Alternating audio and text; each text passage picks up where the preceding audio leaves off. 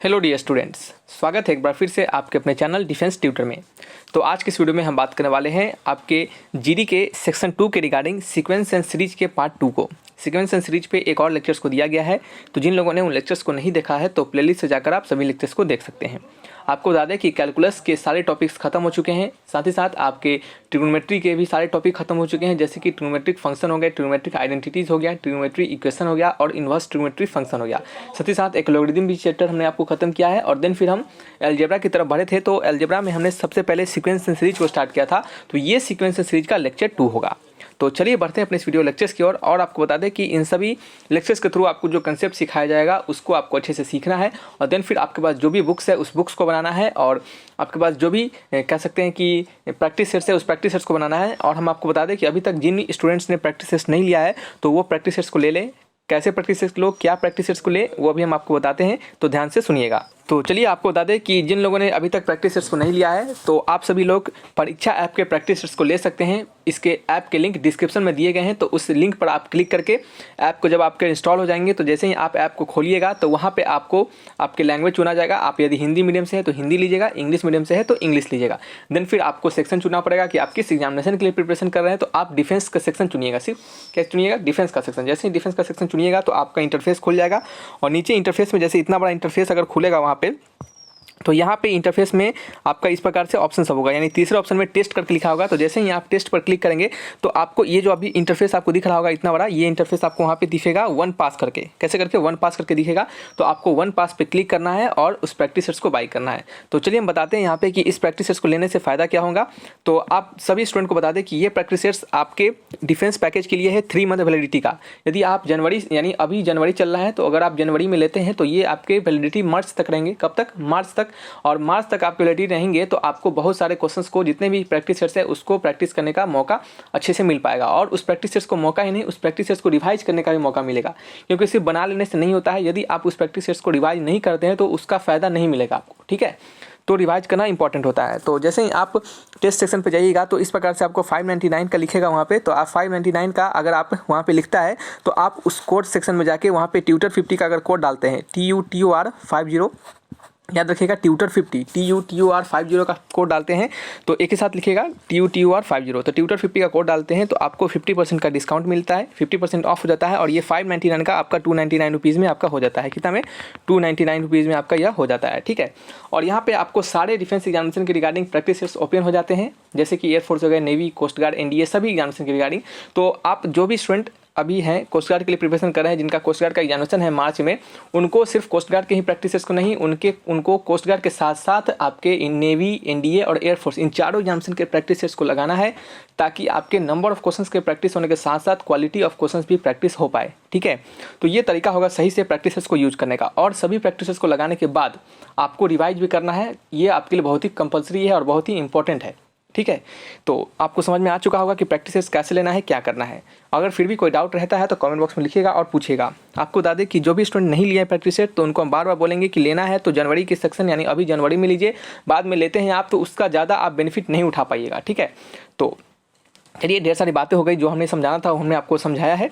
तो नेक्स्ट अब हम बढ़ जाते हैं अपने क्वेश्चन की ओर। तो पहला क्वेश्चन यहाँ पे देख सकते हैं, यहाँ पे लिखा जा रहा है कि किसी एपी के 3 लगातार संख्याओं का योग 24 है एवं उनके वर्गों का योगफल 200 है, वे संख्याएं क्या होंगी। यानी कहने का मतलब इन एन एपी, किसी एपी में sum of 3 consecutive terms is 24। 3 consecutive terms उस एपी का कितना है? 24 के बराबर दिया जा रहा है। देन फिर कहा जा रहा है कि and the sum of square of 3 terms is 200, और उस टर्म्स के स्क्वायर का जो सम है उसको कितना दिया जा रहा है? वो आपको 200 के बराबर दिया जा रहा है। तो आपसे कहा जा रहा है कि आपको उन तीनों टर्म्स का वैल्यू फाइंड करना है। अगर जो भी स्टूडेंट पिछले वीडियोस को नहीं देखा है तो आपको बता दें कि आप प्रीवियस वीडियोस को जाकर देखिए, क्योंकि वहाँ पे हमने आपको सिखाया है। क्या सिखाया है? तो वहाँ पे हम लोग आपको सिखाया है कि जब भी आपके एपी रहे तो 3 टर्म्स के बारे में कहा जाए तो हम 3 टर्म्स को कौन सा मानते हैं। वो 3 टर्म्स को मानने से हमारा जो सॉल्यूशन होता है वो ईजी हो जाता है, ठीक है। और आपको बता दें कि जो भी कंसेप्ट यहाँ सीखने के लिए मिलता है, जो भी आपको यहाँ पे क्वेश्चंस बताए जाते हैं वो आपके लिए इंपॉर्टेंट है। और कहे तो कंसेप्ट आपके लिए इंपॉर्टेंट है, क्वेश्चंस कभी इंपॉर्टेंट नहीं होता है, कंसेप्ट इंपॉर्टेंट होता है, ठीक है।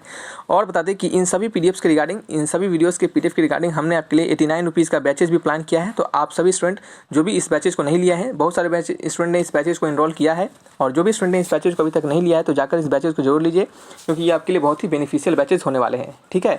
और आपको बता दें कि इस बैचेज को लेना कैसे है। तो आप इस बैचेज को लेने के लिए सिंपली वीडियो के सेक्शन में जाइए, यानी चैनल के सेक्शन में जाइए। जैसे ही चैनल पे क्लिक करेंगे आपको स्टार्टिंग में ही एक वीडियोस दिख जाएगा, आप उस वीडियोस को क्लिक करके इस बैचेज के रिगार्डिंग इन्फॉर्मेशन ले सकते हैं।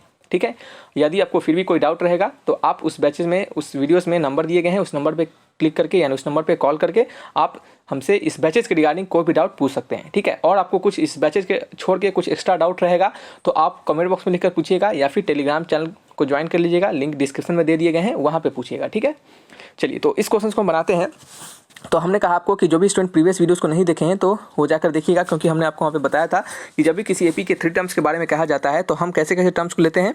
तो हम एक लेते हैं a माइनस डी करके, दूसरा लेते हैं a और तीसरा लेते हैं a प्लस डी। ठीक है, इस तरीके से टर्म लेते हैं ताकि हमारा सोल्यूशन जो होता है वो आसान पड़ता है।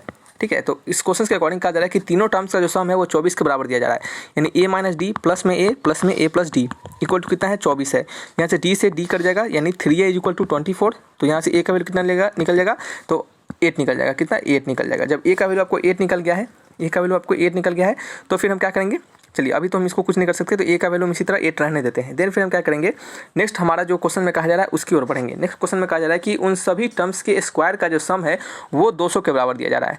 पेज में यहाँ पे जगह नहीं है तो नेक्स्ट पेज लेते हैं क्वेश्चन 1 का आंसर। ठीक है, चलिए तो 1 के आंसर को बनाते हैं। यहाँ पे कहा जा रहा है कि सभी टर्म्स के स्क्वायर का सम, यानी सभी टर्म्स के स्क्वायर, यानी a माइनस डी का स्क्वायर प्लस में a का स्क्वायर प्लस में a प्लस डी का स्क्वायर, यही है सभी टर्म्स के स्क्वायर का सम। वो कितना आपका 200 के बराबर है। कितने बराबर है, 200 के बराबर है। तो इसे हम सॉल्व करेंगे तो a प्लस बी का होल स्क्वायर यानी a square plus D square plus में 2ad प्लस में a स्क्वायर फिर प्लस में a square plus D square minus में 2ad इक्वल टू कितना है आपका 200 है।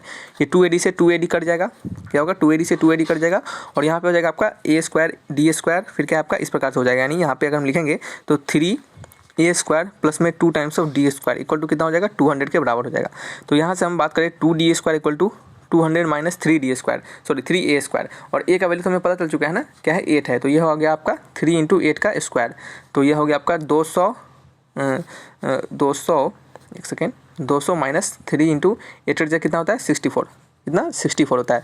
तो यहाँ से हम सॉल्व करेंगे तो कितना हो जाएगा बताइए, 200 में से 64 गुने 3, क्या हो गया 64 गुने 3, तो 64 गुने 3 करते हैं तो ये हमारा मिलेगा 192 और उसमें से 200 घटा देंगे तो हमें 8 मिल जाएगा, यानी 2d स्क्वायर इक्वल टू 8, तो d स्क्वायर इक्वल टू 4, तो d इक्वल टू क्या मिलेगा आपको प्लस माइनस 2। ठीक है, प्लस माइनस 2 मिलेगा। जब आपको d का वैल्यू प्लस माइनस 2 मिल गया तो आपको क्या लेना है, तो आपको यहाँ पे d का वैल्यू क्या लेना है, सिर्फ 2 लेना है। आप d जो होगा वो नॉट इक्वल टू 2 होगा। क्यों होगा, इसके भी रीजन हमने आपको प्रीवियस वीडियोज़ में बताया था। तो हमने आपको कहा था कि d जो होगा वो नेगेटिव नहीं होगा। क्यों, क्योंकि हमने जो AP माना है, हमने जो AP माना है उसका कंसेक्यूटिव टर्म को जो माना है वो हमारा सक्सेसिवली इंक्रीजिंग टर्म है। क्या है, सक्सेसिवली इंक्रीजिंग टर्म है, और यदि हम यहाँ पे -2 लेते हैं तो हमारा ये टर्म डिक्रीजिंग हो जाएगा। ठीक है, तो हम -2 को नहीं ले सकते, तो हम किसको लेंगे, हम सिर्फ लेंगे d इक्वल टू 2 को। यदि ये वीडियो फास्ट लग रहा होगा तो आप इसको स्लो करके देखिएगा। फास्ट इसके लिए बता रहे हैं क्योंकि आगे भी अच्छे क्वेश्चंस है तो समय लगेगा क्वेश्चंस में, तो वीडियोस लंबा हो जाएगा। ठीक है, तो ज़्यादा कंटेंट को कवर करना है एक वीडियोस में तो थोड़ा सा फास्ट चलना पड़ेगा। ठीक है, आप अगर फास्ट लग रहा होगा तो आप स्लो करके देख लीजिएगा। सेक्शन आपको पता है कि स्लो कैसे किया जाता है, यूट्यूब में दिया रहता है फंक्शन, तो आप वहाँ पर जाकर स्लो कर सकते हैं। तो यहाँ पे हमें d का वैल्यू मिल चुका है 2 और हमें a का वैल्यू मिल चुका है 8। ठीक है, तो हमारा 3 टर्म्स क्या हो जाएगा, यहाँ पे लिख देते हैं 3 टर्म्स, वो क्या हो जाएगा, तो पहला हो जाएगा a माइनस डी यानी आपका 8 माइनस 2 जो कि कितना होता है 6, फिर क्या हो जाएगा सिंपल a जबकि 8 है, फिर क्या है a प्लस डी यानी 8 प्लस 2 यानी 10, तो 6, 8 और 10 आंसर होगा इसका option number 6, 8, 10, option number B is the correct answer. ठीक है, नेक्स्ट आपका है नंबर 2 क्वेश्चन। नंबर 2 में लिखा जा रहा है कि 5 + 8 + 11 + 14 अप टू कितना है 22 पदों का योग आपको क्या होगा। ठीक है, इसमें से आपको 22 पद का योग पूछा जा रहा है। तो यहाँ पे हम अब एपी के सम के बारे में जा चुके हैं। एपी के हम सम के बारे में अब पढ़ेंगे। देखिए एपी के स्टार्टिंग के कंसेप्ट जो होते हैं, टीएन टर्म्स जो होते हैं, किसी भी एपी के कैसे टर्म्स को निकालते हैं हम वहाँ से, ठीक है, और किसी भी टर्म्स को कैसे मानते हैं, वो सभी के रिलेटेड हमने क्वेश्चन आपको दे दिया है। यहाँ पे अब क्या है आपका सम ऑफ एपी के बारे में पढ़ने वाले हैं। तो सम ऑफ एपी में आपको बता दें कि किसी भी एपी के सम का फॉर्मूला होता है SN = n/2 ब्रैकेट में 2a + n-1 × d, ये होता है। तो यहाँ पे n होता है हमारा नंबर ऑफ टर्म्स होता है, a जो होता है वो फर्स्ट टर्म होता है और d जो होता है वो कॉमन डिफरेंस होता है। ठीक है, तो इस क्वेश्चन में हमें पूछा जा रहा है कि इसका 22 पद तक का आपको वैल्यू निकालना है। ठीक है, यानी इसके 22 पदों तक का सम फाइंड करना है। तो यहाँ पे n का वैल्यू कितना हो जाएगा 22 हो जाएगा, तो 22/2 कर देंगे।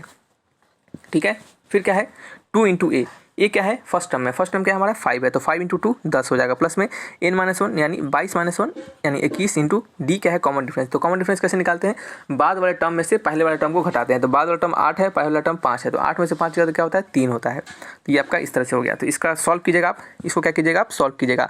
तो इसको सॉल्व कीजिएगा तो 11 टाइम्स कट जाएगा, 11 इंटू में यह हो जाएगा आपका 3 3 3 2 6 यानी 63 + 10 73 क्या हो जाएगा 73। तो इसको मल्टीप्लाई करेंगे तो हमारा वैल्यू आएगा 803, 803 is the right answer. Option number D is the correct. ठीक है, नेक्स्ट आपका है number third question. Number third में लिखा जा रहा है, पढ़िए, नंबर थर्ड में लिखा जा रहा है कि find the sum of pth term of AP, find the sum of pth term of AP. एक सेकेंड, हाँ चलिए, लिखा जा रहा है कि find the sum of pth term of AP having rth term is given by 4r + 1। ठीक है, आपको एपी के पहले pth टर्म का सम बताना है यदि आपके उस एपी का rthवां टर्म जो है हमें दिया गया है, यानी हमें tr का वैल्यू दिया गया है जो कि कितना है 4r + 1 है। ठीक है, आपको बताना है कितना पहले pthवें टर्म का, यानी पहला pthवां टर्म का आपको वैल्यू बताना है, यानी उसके सम का योग, उनके योगफल का वैल्यू बताना है। ठीक है, यानी उनका सम बताना है। तो सबसे पहले हमें पता है कि एपी का निकालने का फॉर्मूला क्या होता है, हमें n का वैल्यू चाहिए होता है, a का वैल्यू चाहिए होता है, देखिए n का वैल्यू चाहिए होता है, a का वैल्यू चाहिए होता है, d का वैल्यू चाहिए होता है। ठीक है, तो n का वैल्यू तो हमें पता है pth, ठीक है, नहीं pthवां टर्म यानी n का वैल्यू p हमें पता चल चुका है। हमें निकालना है a और निकालना है d। a कैसे निकालेंगे, a हमारा फर्स्ट टर्म होता है, तो यदि हम क्या करें इस rवें टर्म में यानी t1वां टर्म निकाले तो वही हमारा क्या होगा फर्स्ट टर्म होगा। तो ये क्या हो जाएगा 4 × 1 + 1 यानी आपका 5 हो जाएगा। ये किसके बराबर हो जाएगा a के, यानी फर्स्ट टर्म a के।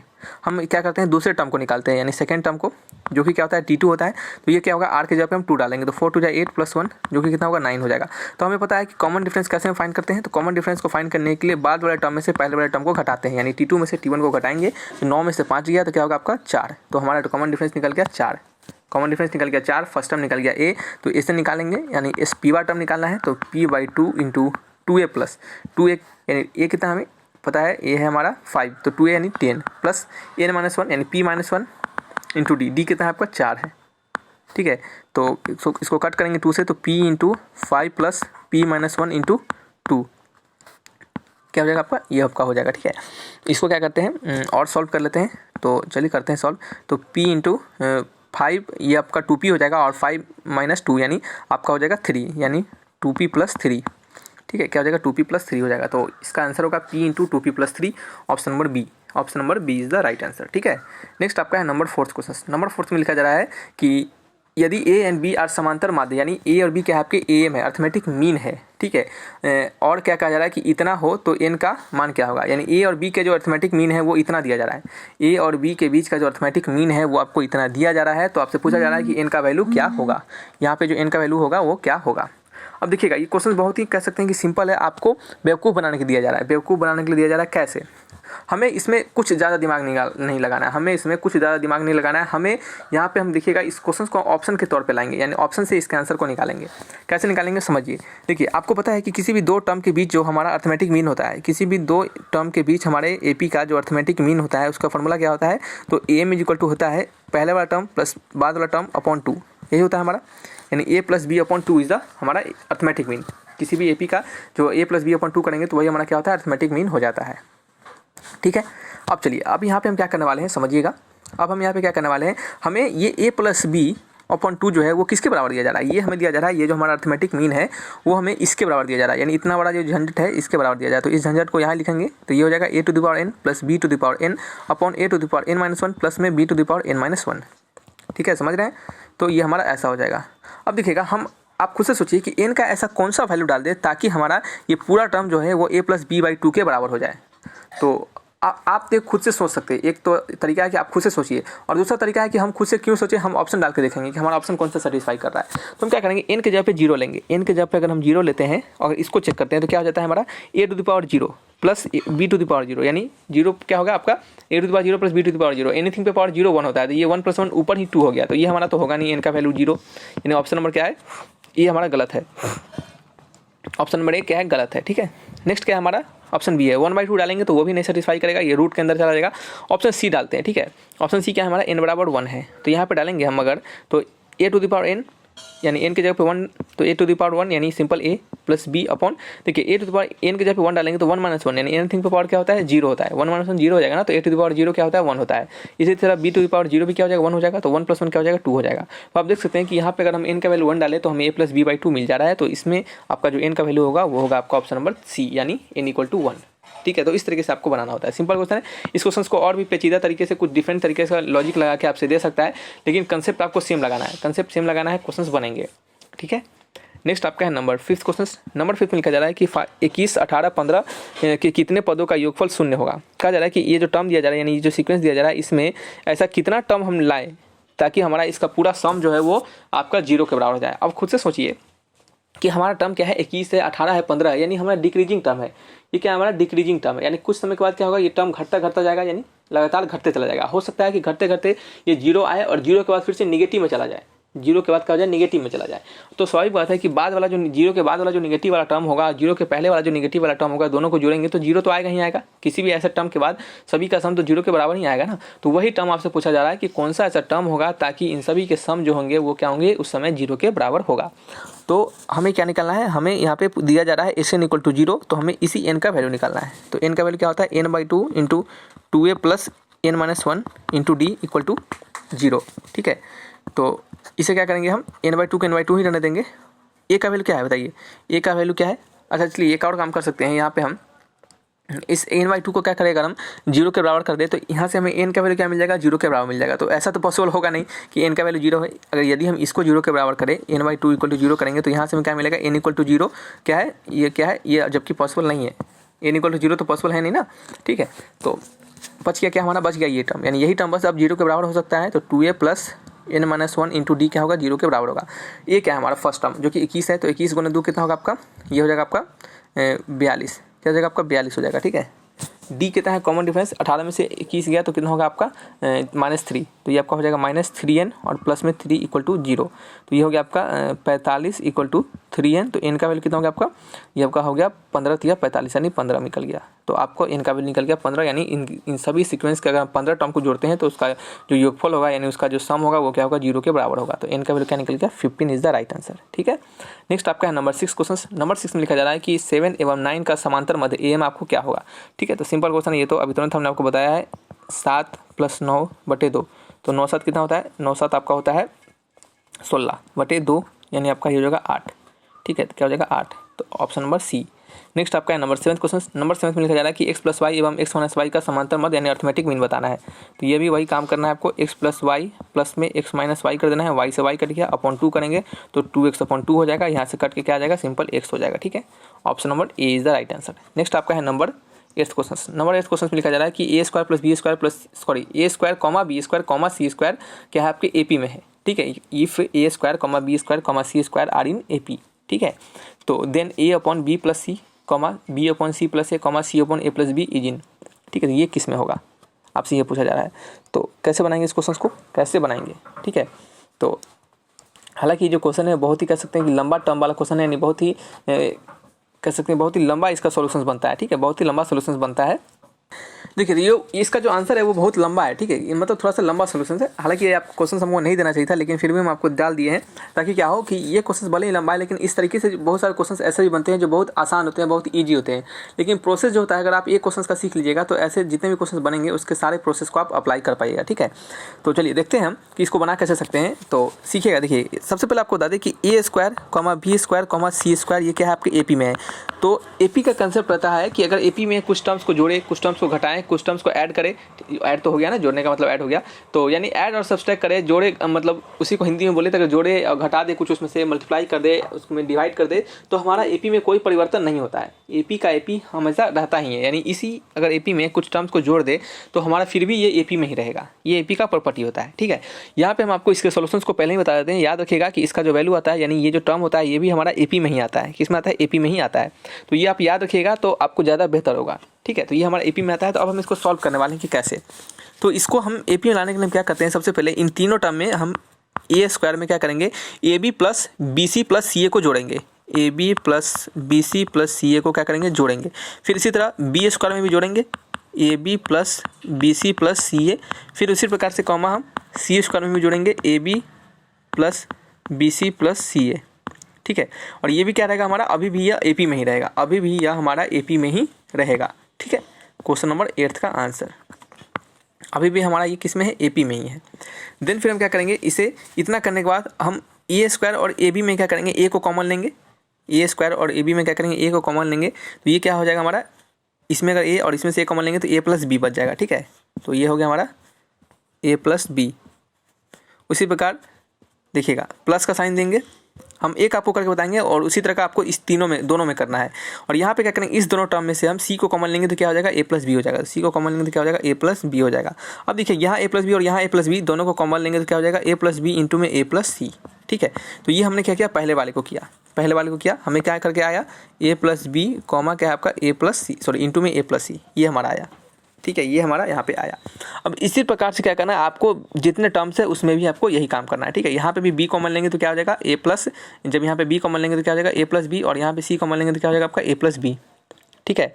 तो यहाँ पे कॉमन लेंगे बी प्लस सी हो जाएगा, और यहाँ पे हो जाएगा आपका ए प्लस बी। फिर दूसरे वाले में भी क्या हो जाएगा आपका, बी प्लस सी, और यहाँ पे क्या हो जाएगा आपका, सॉरी बी प्लस सी, बी प्लस सी, और यहाँ पे हो जाएगा नेक्स्ट हमारा अंदर में सी प्लस ए। बस जैसे हमने आपको कहा है उसी तरीके से कॉमन लीजिएगा, आपको आ जाएगा, ठीक है। और ये भी क्या होगा हमारा, अभी भी एपी में ही होगा। देन फिर जब हम इतना कर लेंगे तो नीचे क्या करेंगे, सभी टर्म्स को, प्रत्येक टर्म्स को क्या करेंगे हम, ए प्लस बी, बी प्लस सी और सी प्लस ए से डिवाइड करेंगे। तो ए प्लस बी, ठीक है, इंटू में ए प्लस सी ऊपर है, और नीचे क्या करेंगे, इसको डिवाइड करेंगे किससे, ए प्लस बी, फिर बी प्लस सी, और फिर क्या करेंगे, सी प्लस ए से, सी प्लस ए से। फिर सिमिलरली इसी प्रकार बी प्लस सी है और ऊपर क्या है आपका ए प्लस बी है, तो इसको भी हम डिवाइड करेंगे किससे, ए प्लस बी, फिर क्या करेंगे बी प्लस सी इंटू में सी प्लस ए से, ठीक है। फिर कॉमा का साइन देंगे, फिर ऊपर हो जाएगा बी प्लस सी इंटू में हो जाएगा आपका सी प्लस ए, और नीचे क्या हो जाएगा हमारा ए प्लस बी, बी प्लस सी इंटू में सी प्लस ए, ठीक है। इस तरीके से हो जाएगा। अब देखिए अभी भी हमारा ये एपी में रहेगा। हमने क्या कहा आपको कि डिवाइड कीजिए, मल्टीप्लाई कीजिए, ऐड कीजिए, आपको सब्सट्रैक्ट कीजिए, उससे कोई फर्क नहीं पड़ता है। तो यहाँ पे देखेंगे कुछ टर्म हमारा कटेगा, ए प्लस बी, ए प्लस बी, ए प्लस सी, ए प्लस सी कट जाएगा, ठीक है। तो यहाँ पे हो जाएगा हमारा 1/b प्लस सी, कॉमा यहाँ पे क्या हो जाएगा बी प्लस सी, बी प्लस सी, और ए प्लस बी कट गया, यानी 1/c प्लस ए, फिर क्या बच गया, फिर कॉमा यहाँ पे हमारा क्या हो गया सी प्लस ए से सी प्लस ए, और बी प्लस सी से बी प्लस सी कट गया, 1/a प्लस बी हो गया। हमने आपको कहा है कि ये सॉल्यूशंस क्या होगा, इसका थोड़ा सॉल्यूशन बहुत ही लंबा है, ये क्वेश्चन आपको एग्जामिनेशन में जल्दी नहीं पूछेगा, लेकिन याद रखिएगा कि ऐसे क्वेश्चन बनते हैं जिसमें कि इसका जो सॉल्यूशन होता है वो बहुत ईजी होता है। मतलब ये क्वेश्चन नहीं, ऐसे ही दूसरे क्वेश्चन बनते हैं जिसका सॉल्यूशन ईजी होता है, हम आपको बताएंगे अभी थोड़ी देर में। तो वहाँ पे आपको ये प्रोसेस होगा, आपको काम आएगा, यहाँ पे उस जगह पे आपको ये प्रोसेस काम आएगा। तो आपको इस प्रोसेस को सिखाने के लिए हमने ये क्वेश्चन को दिया है, ठीक है। तो चलिए, तो ये हमारा क्या होगा, ये भी अभी भी हमारा एपी में होगा। देन फिर हम क्या करेंगे, इतना करने के बाद सभी टर्म में ए प्लस बी प्लस सी से क्या करेंगे, हम मल्टीप्लाई कर देंगे। यानी देखिए हम क्या करते हैं, हम कुछ घटाते हैं, कुछ जोड़ते हैं, फिर कुछ घटाते हैं, फिर कुछ जोड़ते हैं, यही काम हमारा रहता है, ठीक है। और इतना ही से क्या करते हैं, हम अपने जो गिवन टर्म है, यानी हमारा ये जो टर्म है जो कि हमें निकालना है उसको हम निकालते हैं, ठीक है। तो इसमें भी क्या करेंगे, ए plus B plus C upon a plus B से क्या करेंगे, ऊपर ऐड मल्टीप्लाई करेंगे। तो ये क्या रहेगा, अभी भी हमारा एपी में ही रहेगा, अभी भी हमारा क्या रहेगा, एपी में ही रहेगा, ठीक है। तो क्वेश्चन नंबर 8 का आंसर है नेक्स्ट पेज में, ये पेज नंबर 2 है, ये कौन सा है, इसके लिए नंबर 1 है। तो नंबर 2 में देखिएगा, यहाँ पे क्या करने वाले, अब हम यहाँ पे हम अब इतना करने के बाद क्या करेंगे, इन तीनों टर्म में से 1 को घटाएंगे। तो ए प्लस बी प्लस सी अपॉन क्या हमारा, अपॉन है हमारा बी प्लस सी, बी प्लस सी, इसमें से क्या करेंगे, हम 1 को घटाएंगे। तो देखिए हम एक करके दिखाएंगे, दूसरा आप खुद से समझ लीजिएगा। तो इसको करके दिखाएंगे तो देखिएगा बी प्लस सी से बी प्लस सी कट जाएगा, बच जाएगा सिर्फ आपका ए। तो हमारा क्या हो जाएगा, हमारा बच जाएगा ए अपॉन बी प्लस सी, ये हो जाएगा ए अपॉन बी प्लस सी हमारा बच जाएगा, ठीक है। तो इसी के सिमिलरली हम दूसरे टर्म को भी करने वाले हैं। तो ए अपॉन बी प्लस सी बच जाएगा, फिर कॉमा, फिर अगर इसमें से 1 घटाएंगे तो सी प्लस ए वाला कट जाएगा और बच जाएगा बी अपॉन सी प्लस ए, बी अपॉन सी प्लस ए। फिर इस तरह तीसरे में क्या होगा, ए बी कट जाएगा, बच जाएगा सी upon a plus B, C upon a plus B. और ये क्या आ जाएगा हमारा, अभी भी ये हमारा एपी में ही आएगा। तो यहाँ से आपको क्या पता चला, यहाँ से हमें पता चला कि ये जो हमारा टर्म है, कौन सा टर्म, एक सेकेंड, ये जो हमारा टर्म है यानी ये तीनों, ये क्या है हमारे, ये भी हमारे एपी में ही होंगे। तो देख सकते हैं यहाँ पे प्रूफ हो चुका है, a upon b plus c, comma b upon c plus a, comma c upon a plus b, comma c upon a plus b is in AP, ठीक है। तो ये क्या होता है, इसका आंसर होता है। तो इस तरीके से क्या करते हैं, इन क्वेश्चन को प्रूफ करते हैं, क्या करते हैं, एडिशन करके, सब्सट्रैक्शन करके, डिवाइड करके, मल्टीप्लाई करके, घटा के कुछ, तो इस तरीके से हमारा ये आंसर आता है। तो ये हमने क्वेश्चंस का तरीका बताया। ऐसे बहुत सारे क्वेश्चंस होंगे जिसके सॉल्यूशंस आसान होंगे, लेकिन आपको दिमाग लगाना पड़ेगा, ठीक है। प्रोसेस यही रहेगा, आपको घटाना रहे, जोड़ना रहेगा, कभी मल्टीप्लाई करना रहेगा, आपके आंसर आ जाएंगे। अब देखिएगा नेक्स्ट क्वेश्चन नंबर 9 की ओर बढ़ते हैं। नंबर 9 क्वेश्चन समझिएगा। नंबर 9 में लिखा जा रहा है कि यदि ABC क्या है हमारे AP में है, तो 1/BC 1/CA 1/AB क्या होंगे, वो हमारे किस में होंगे। तो देखिएगा AB अगर C क्या है हमारे AP में है, तो हम यहाँ पे क्या कर सकते हैं, इस तीनों को क्या करते हैं, ABC से भाग कर देते हैं। तीनों को ABC से भाग करते हैं तो ये हो जाएगा A/ABC, B/ABC, C/ABC। अभी भी क्या होंगे, ये आपके AP में रहेंगे, क्योंकि मल्टीप्लाई, डिवाइड, सब्सट्रैक्ट और क्या होगा आपका ऐड करने के कोई फर्क नहीं पड़ता है। तो A से A कट गया, B से B कट गया, C से C कट गया। ये वैल्यू क्या हो गया, 1/BC, 1/AC, 1/AB।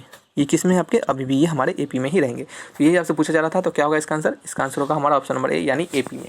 तो देख सकते हैं ये 2 लाइन का क्वेश्चन है। इसी तरह आपके और भी ऐसे क्वेश्चन बनाए जा सकते हैं जिसमें कि हो सकता है आपको 1 ऐड करना हो, या फिर 2 ऐड करने पे मिल रहा हो, या फिर 1 सब्सट्रैक्ट करने पे मिल रहा हो, या फिर 2 से डिवाइड करने पे मिल रहा हो, कुछ भी हो सकता है। कंसेप्ट यही रहेगा, तरीका इसी को अप्लाई करना है, ठीक है। नेक्स्ट आपका है नंबर 10 क्वेश्चन। नंबर 10 में लिखा जा रहा है कि in an AP there are total 2n + 1 terms. किसी AP में टोटल 2n + 1 टर्म्स है, then the ratio of sum of odd terms to the even terms. तो आपको sum of odd terms to the sum of even terms का ratio find करना है, ठीक है। तो कैसे करेंगे, तो देखिएगा सम ऑफ ऑड टर्म्स कितना, सम ऑफ ऑड टर्म यानी विषम पदों का योगफल अपॉन क्या करना, आपको सम पदों का योगफल आपको निकालना है। तो विषम पद यानी आपके और टर्म्स कितना होंगे, और टर्म्स किसी AP में अगर उसमें टोटल 2n + 1 टर्म्स है, तो और टर्म्स कितना होगा, तो और टर्म्स होगा हमारा n + 1, क्या होगा n + 1 हमारे कितने होंगे, और टर्म्स होंगे। और हमारा जो इवन टर्म्स होगा वो कितना होगा हमारा, बताइए। तो इवन टर्म्स होगा हमारा n, ठीक है। ये क्या होगा, इवन टर्म्स हमारा होगा n, ठीक है। अब देखिए हम ये कैसे फाइंड किया, आप समझिएगा।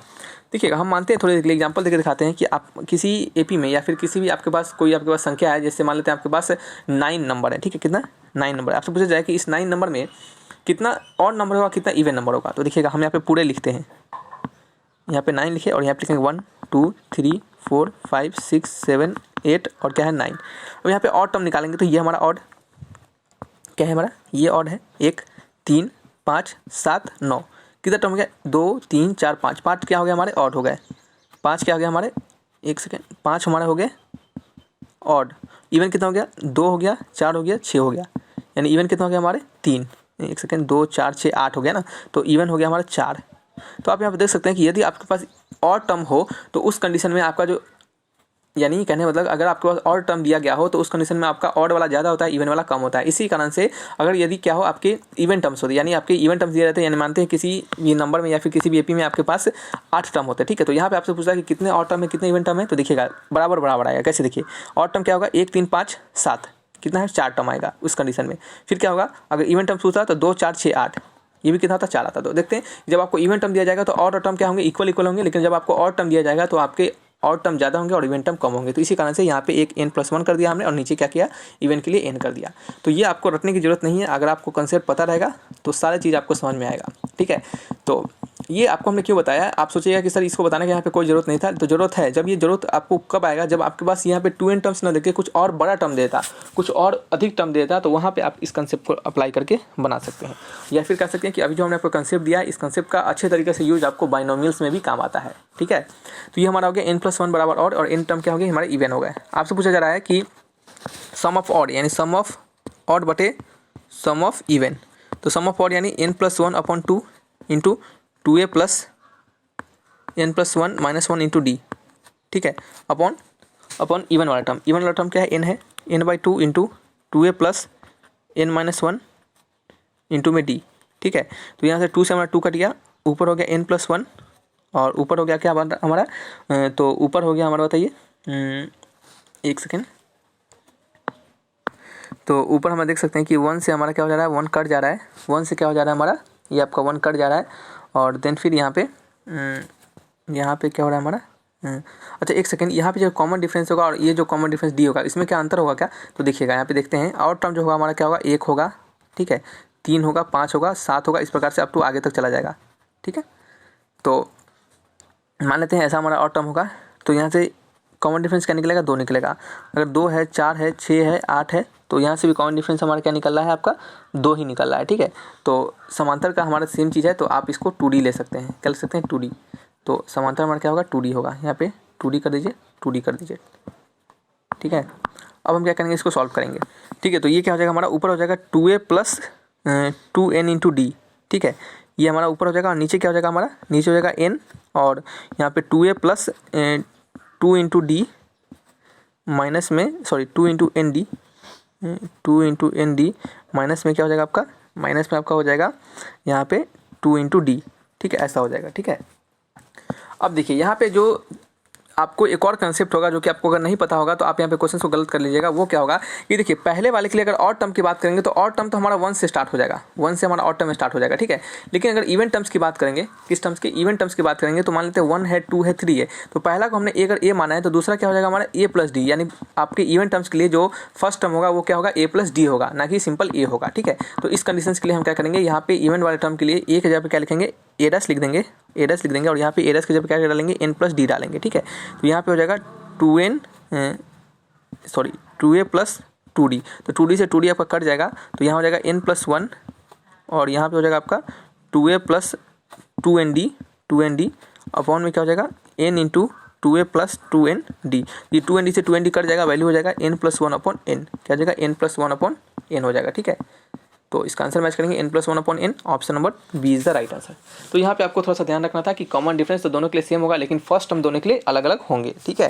तो ये क्या थे आपके 10 इंपॉर्टेंट क्वेश्चन थे जो कि हमने आपको बताया है, और शायद यहाँ से आपको अच्छे तरीके से कंसेप्ट को सीखने का मौका मिला होगा। और आपके पास जो भी बुक्स है उस बुक्स को बनाइए, हमने प्रैक्टिस सेट्स को बताया है कि प्रैक्टिस सेट्स को बाय कीजिए और उस प्रैक्टिस सेट्स को भी लगाइए, ठीक है। और इन सभी वीडियोज़ के PDF के रिगार्डिंग में हमने आपको बता दिया इन्फॉर्मेशन कि आप बैचेज को भी ज्वाइन कर सकते हैं, वो आपके लिए बेनिफिशियल होगा, ठीक है। चलिए रखते हैं इस वीडियो को यहीं पे, मिलेंगे नेक्स्ट वीडियो में। Thanks for watching my video, तब तक के लिए बाय बाय।